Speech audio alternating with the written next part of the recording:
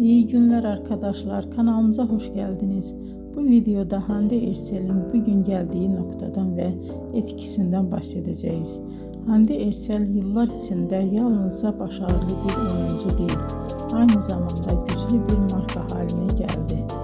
Birçok moda ve kozmetik markasıyla çalıştı ve uluslararası kampanyalarda yer aldı. Bugün o Türkiye'nin en çok konuşulan ve en çok takip edilen oyuncularından biri. Güzelliği, oyunculuğu ve ekran karizması sayesinde geniş bir hayran kitlesine sahip.